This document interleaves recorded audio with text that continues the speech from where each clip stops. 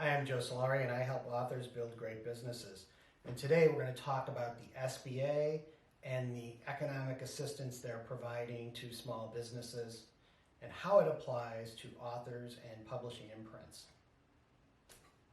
For those of you that have watched my videos in the past, while the whole shelter-in-place thing was going on here in Illinois, we decided to change shelters.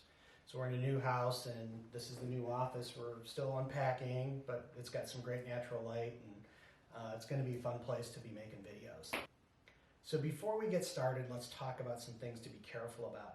If you see a lot of people that are going to help you get these loans, and that it's free money and it's going to be easy and you got to grab it while you can, be careful. There's going to be a lot of scams and a lot of scumbags trying to get after you and either get your personal information or get money from you that you shouldn't have to pay.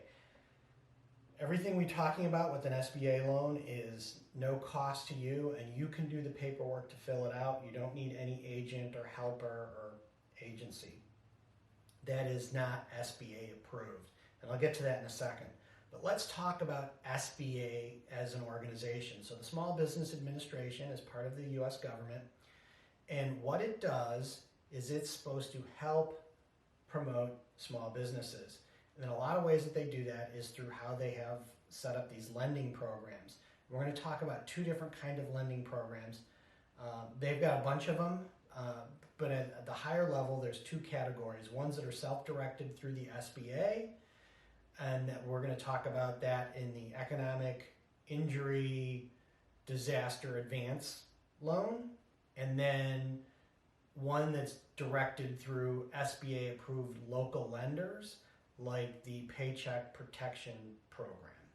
So let's start out with the SBA-driven program and the one you're hearing a lot about, which is this $10,000 grant. And it's free money and it's easy. That's malarkey. Here's the deal. A portion of the loan will be considered a grant or a forgivable loan. In the case of a forgivable loan, the IRS, another government organization, will see that as income. So if the SBA gives you $10,000 and says, hey, you don't have to pay me back, the IRS is going to say you owe us income on that if there is a profit. Okay? So keep that in mind, that there's ramifications for taking this money. The next thing is that there's the grant portion and the loan portion. Now things have changed quickly since the stimulus packages come out. Initially they were running their traditional economic distress package where you had a lot of paperwork to do up front to apply. They've changed that, and now they just have a grant application process. And it's online and it's done quickly, and the link is here. You can go here to this link and fill out the application to see if you're going to get it. Now understand this next part. This is important. Based on the money that's been set aside in the stimulus package, there'll be about 1 million $10,000 grants. That's not a lot of grants when you look at the fact that there's 30 million small businesses. That's LLCs and corporations, and another 30 million or so people acting as sole proprietors. So those folks are all going to be trying to get in this, and how it works, whether it's first come, first serve, or if they're going to be picking based on regions that are hit, we don't know. But you do have to get that application in if you want to qualify. Now, if you do qualify, the next step is going to be filling out a bunch of paperwork that's typical SBA paperwork. So this is going to be your personal financial statement and loan agreements, and there may, depending on the size of the loan, may be some collateral obligations that you have to make. And while you may not have to do a personal guarantee, you could be in a position where they may look for something like your house as collateral. So be careful when you think about what kind of loan you're going to get yourself into.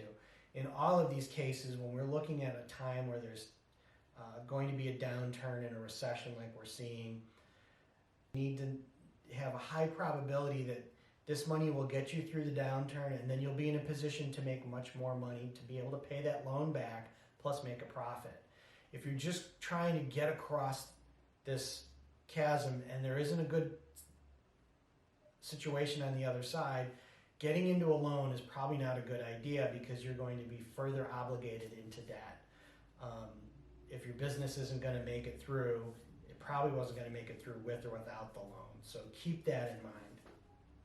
That being said, if you get the grant and then you're approved, there'll be an amount of money based on that loan conditions that you'll be able to get. It has a lot to do with the size of your business, the number of employees, but the general terms are it's a 10-year payoff at about a 4% interest rate.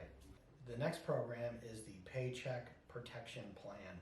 Now this program is done through a SBA approved lender. So this will be a local lender or an online lender that has that SBA approval. I'm going to show you a link here of a company that is from the SBA website that you can look at filling out an application with.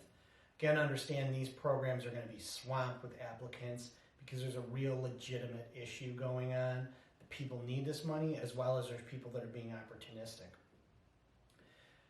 This loan is a little bit different. It's a lower interest rate and a shorter term. It's meant to be, again, some short-term liquidity, and it is focused on conditions around your payroll. So it's essentially like 2.5 times your monthly payroll is the amount of money that you can get quickly approved for to kind of help you get through the next couple months. Again, no matter whether you're a company or a sole proprietor, you can apply for that program, and there's going to be paperwork that you're going to have to fill out and a loan agreement that you're going to have to sign. So those are the two programs that are probably the most applicable. There's other stuff out there, but those are the ones you're going to be hearing about the most in the news and the ones that may be applicable to your business.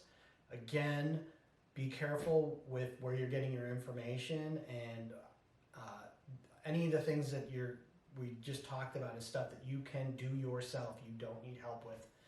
And anybody that's saying you need to put money up front to get these is scamming you. Now, if you have any more questions, please leave comments below. If you have any other topics you want me to hit on, leave those there as well, and I will I'll put some videos together as we go through this together to make sure that I give you as much information as I have. As well as I'll be following up on this video with more information on these loans as I figure out how everything works, because like I said, this stuff has been changing quickly. Just in the time since this has been announced, the SBA website has changed the process and gone to this easier initial application rather than having you do all the paperwork of the traditional economic disaster loan.